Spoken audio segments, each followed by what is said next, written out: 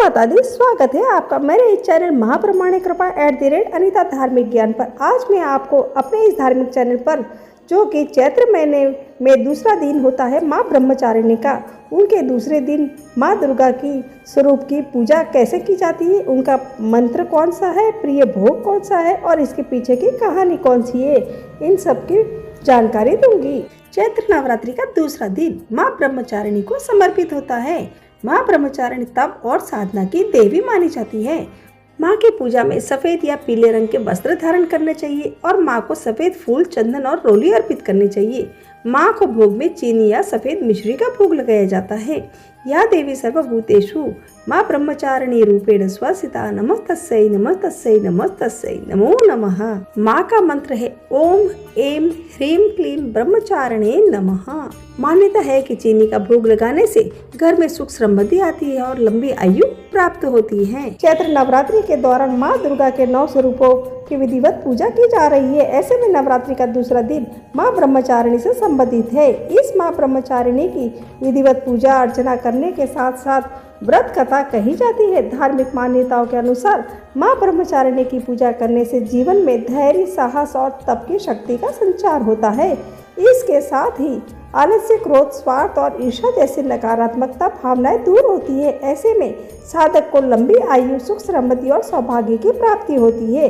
अगर आप चैत्र नवरात्रि के दौरान माँ ब्रह्मचारिणी की विधि विधान से पूजा कर रहे हैं तो उनके व्रत की कथा का पाठ अवश्य ही करना चाहिए। आइए जानते हैं माँ ब्रह्मचारिणी के व्रत की कथा के बारे में। शास्त्रों के अनुसार ब्रह्मचारिणी यानी ब्रह्म का अर्थ है तपस्या, चारिणी का मतलब है उसका आचरण करने वाली। इस प्रकार ब्रह्मचारिणी का अर्थ हुआ है तपस्या का पालन करने वाली देवी। माँ ब्रह्मचारिणी का स्वरूप काफी अलौकिक है।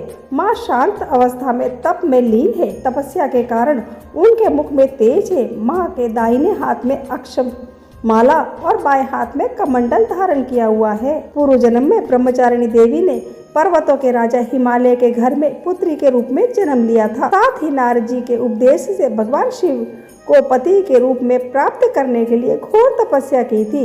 इस कठिन तपस्या के कारण इन्हें तपश्चारिणी अर्थात ब्रह्मचारिणी नाम से जाना गया। 1000 वर्ष तक उन्होंने केवल फल फूल खाकर बिताए और 100 वर्षों तक केवल जमीन पर रहकर शाक पर निर्वाह किया। कुछ दिनों तक कठिन उपवास रखे और खुले आकाश के नीचे वर्षा और धूप के घोर कष्ट सहे। 3000 वर्षों तक टूटे हुए बिल्व पत्र खाए और भगवान शंकर की आराधना करती रही। इसके बाद तो उन्होंने सूखे बिल्व पत्र खाना भी छोड़ दिए। कई हजार वर्षों तक निर्जल और निराहार रहकर तपस्या करती रही। पत्तों को खाना छोड़ देने के कारण ही इनका नाम अपर्णा नाम पड़ा। कठिन तपस्या के कारण देवी का शरीर एकदम क्षीण हो गया।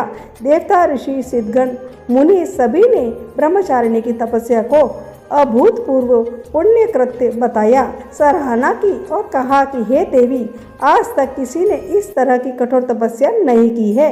यह आपसे ही संभव थी। आपकी मनोकामना परिपूर्ण होगी और भगवान चंद्रमौली शिवजी तुम्हें पति रूप में प्राप्त होंगे। अब तपस्या छोड़कर घर लौट जाओ। जल्द ही आपके पिता आपको लेने आ रहे हैं। माँ की कथा का सार यह है कि जीवन की कठिन संघर्षों में भी मन विचलित नहीं होना चाहिए। माँ ब्रह्मचारिणी देवी की कृपा से सर्व सिद्धि प्राप्त होती है। इस प्रकार मेरी दूसरे दिन की कथा माँ ब्रह्मचारिणी की संपूर्ण हुई। आप सबको मेरी ये कथा पसंद आई है तो कमेंट में जय माता दी जरूर लिखें और मेरे चैनल माँ प्रमाणिक कृपा @अनीता धार्मिक ज्ञान को सब्सक्राइब जरूर करें। अगर आप माता की सच्चे भक्त है तो कमेंट में जरूर लिखें जय माता दी।